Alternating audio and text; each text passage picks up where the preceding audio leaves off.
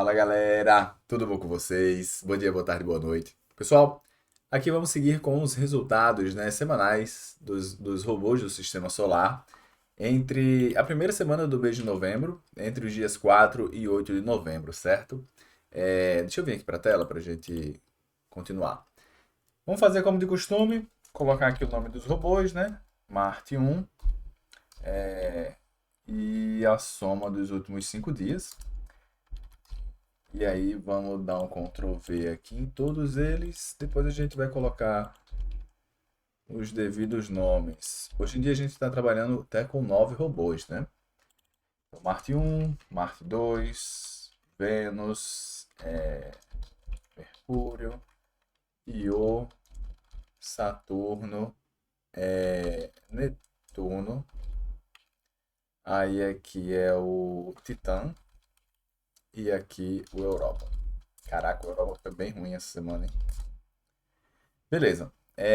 Aí, pessoal, ó. Ué, cadê? Sumiu. Tá. Marte 1, menos 240. Marte 2, 200. Vênus, menos 535.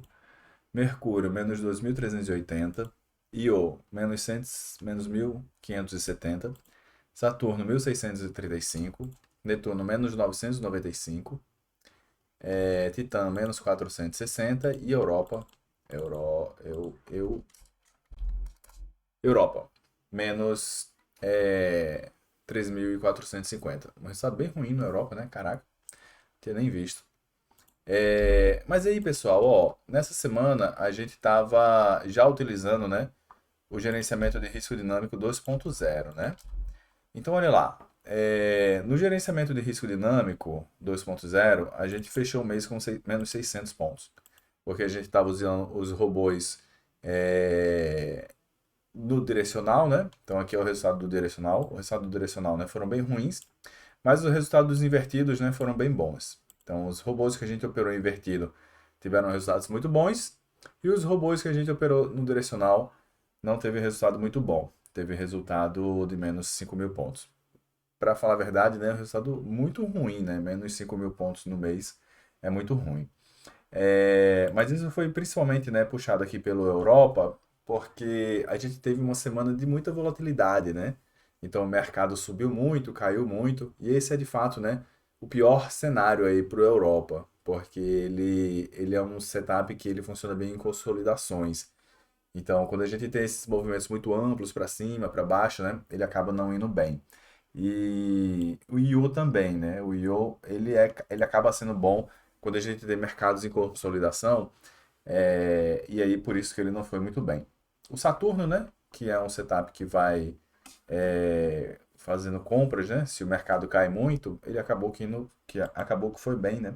Fez aí 1.500 pontos, mas o Marte 1 foi muito ruim, né? Menos 2.400, mas a gente operou ele invertido. Então a gente acabou ganhando esses 2.400 aqui, acabaram sendo positivos, né? No nosso final. Teve até um resultado aqui que foi 200 pontos, mas a ordem Oco não estava funcionando. Então quem estava usando o robô Marte 1 acabou fazendo 3.400 pontos dessa semana, né? Porque teve um problema lá na ordem Oco que pelo fato do robô estar invertido, a ordem Oco não está funcionando, né? Por algumas limitações, né? Na plataforma da Nelogica mesmo. Acho que a gente não vai conseguir fazer essa ordem Oco. Então, olha lá.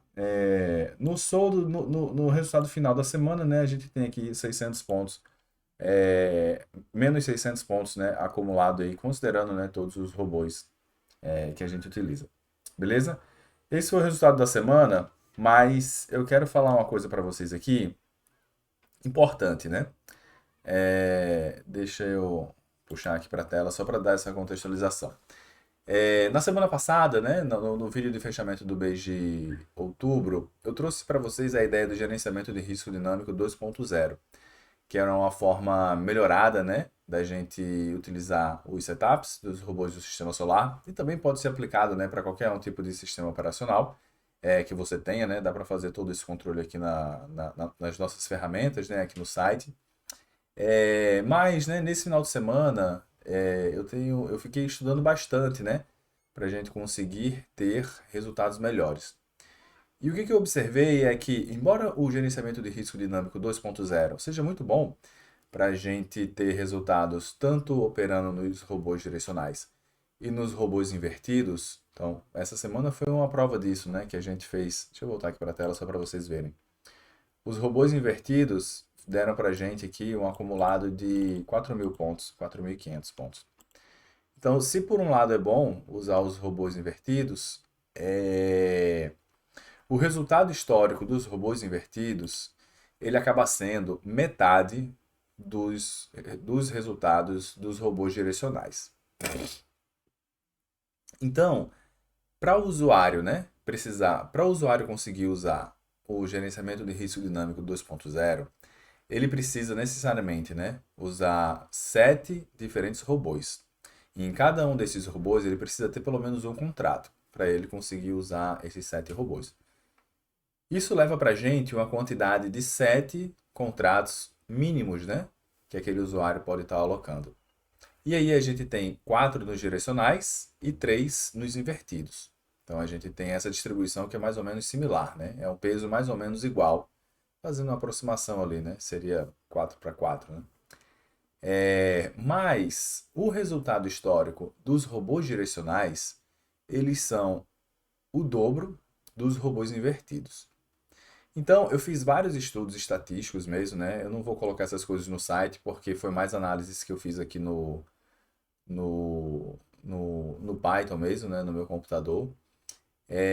Mas a conclusão que eu cheguei é que é muito mais vantajoso a gente usar apenas os 4 robôs direcionais e dar peso dobrado para os 2 maiores.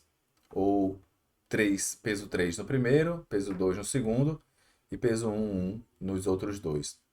Porque aí, nessa combinação, a gente teria os mesmos 7 contratos distribuídos, mas agora em 4 robôs apenas.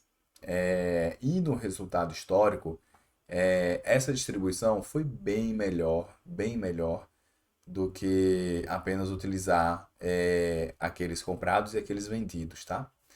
Então, uma nova sugestão, né, que eu quero trazer para vocês é que, na verdade, não vale a pena, do ponto de vista estatístico, né, e de backtests, não é tão bom, não vale tanto a pena a gente usar esses 3 invertidos. É melhor a gente pegar os contratos desses 3 invertidos e colocar naqueles que a gente tem menor drawdown nos direcionais. Na prática, isso é uma coisa muito similar ao que a gente já tem feito há mais de um ano, tá? Que é dar pesos maiores naqueles robôs que estão tendo resultados melhores. Mas eu fiquei trabalhando essa semana, né, um pouco nisso, e eu consegui fazer todas essas análises não no olhômetro assim, né? Eu consegui fazer essa análise usando uma ideia mais estatística, mais robusta, né? Fazendo essa separação em diferentes pesos, como que a gente consegue organizar uma carteira de 10 contratos, uma carteira de 20 contratos, né? Como que é os pesos que a gente vai distribuindo aí em cada um dos robôs que a gente está utilizando. Então, a conclusão foi que os melhores resultados históricos são quando a gente utiliza 4 robôs, os 4 melhores direcionais, né?